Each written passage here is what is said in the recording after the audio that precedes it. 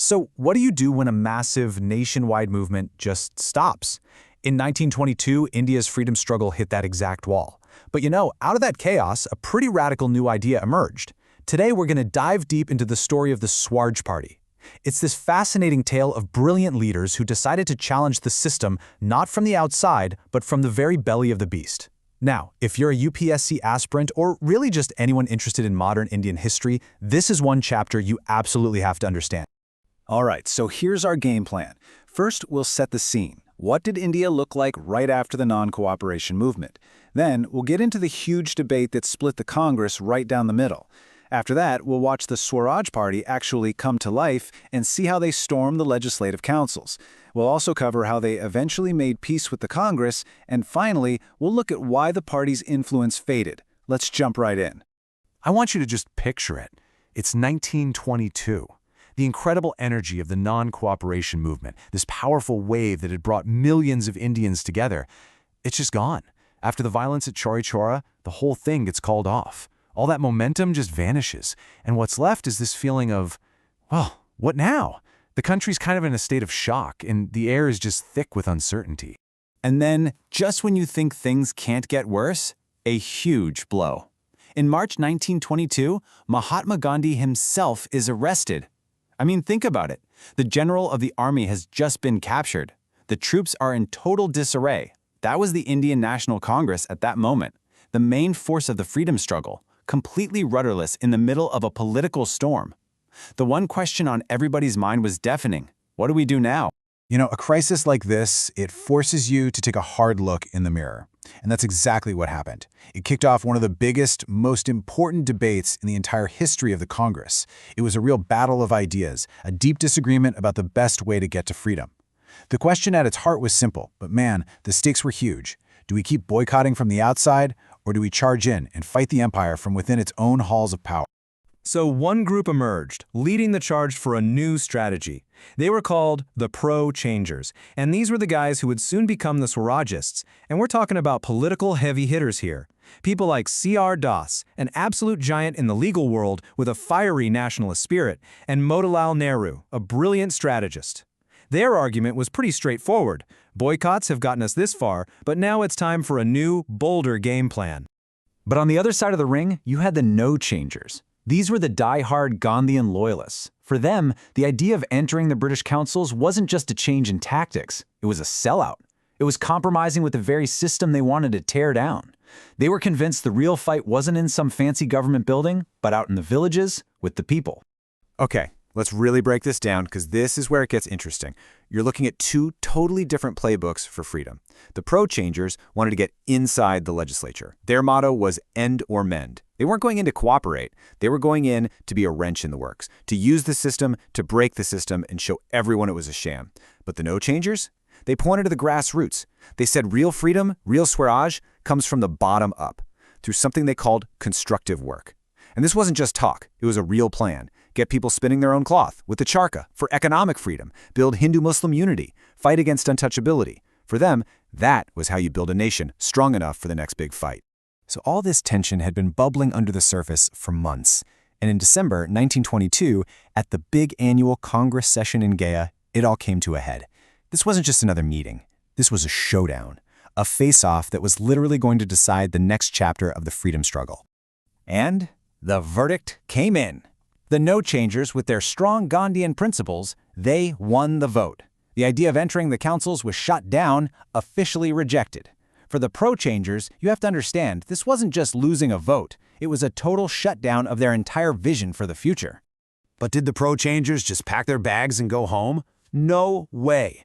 In a pretty incredible moment of political drama, C.R. Das, who was actually the president of the whole session, resigned right there on the spot. Motilal Nehru did the same, and then bam, they announced they were starting a new party, the Swaraj Party. The rebellion was now official. I mean, just look at how fast this all happened. It's kind of breathtaking. In December, their idea gets defeated. By January, the very next month, they've already launched a whole new party. And by November of that same year, they're not just organized, they're actually in the ring, fighting in the national elections. This wasn't just a political pivot. It was an absolute whirlwind.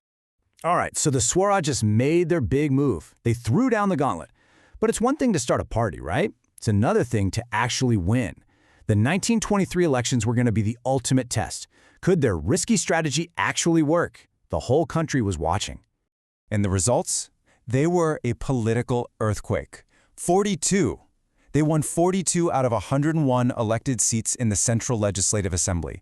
That is an incredible result. Think about it. A party that literally did not exist a year before had just become a dominant force in Indian politics. The rebels had officially arrived. And they weren't just winning at the national level. They made huge gains in the provinces too. They got a clear majority in the central provinces, became the biggest party in Bengal. But here's the really smart part of their strategy. They built alliances. They were smart enough to know they couldn't do it alone, so they teamed up with other nationalists and independents. Together, they formed this powerful opposition that could block and challenge the British at pretty much every turn. Okay, so the Swarajists are in and they're shaking things up. The whole political landscape has changed. And in February 1924, a major player re-enters the game. Mahatma Gandhi is released from prison, and he walks out into a freedom struggle that looks very different from the one he left. Now, you might think Gandhi would be upset, right? I mean, these guys had openly defied his strategy. But Gandhi was also a master strategist. He saw that even though the Swarajists had gone their own way, they were still patriots, fighting for the same goal. And he knew, deep down, that a divided movement was a weak movement. Unity was everything. So what does he do? In a really amazing show of political wisdom, he doesn't condemn them, he extends an olive branch, he publicly praises them for their courage and for the way they were holding the British government's feet to the fire inside the councils. This was a huge deal, and it paved the way for a historic reunion at the Belgium Session, which Gandhi himself would lead. And that brings us to the Belgaum Pact. It was basically an agreement that officially brought the Swarajists back into the Congress family. They weren't treated as rebels anymore. They were accepted as a vital part of the team, the official parliamentary wing of the Congress. The split was over. The Congress was united again, and frankly, it was now stronger because it had multiple strategies in its toolkit. So, the family's back together, everyone's on the same page, and the future looks bright. Right? Well, not so fast. History loves a plot twist. The Swaraj Party's big moment, it turns out, was going to be pretty short-lived. A whole new set of challenges was just around the corner. And then, a tragedy that nobody could have predicted.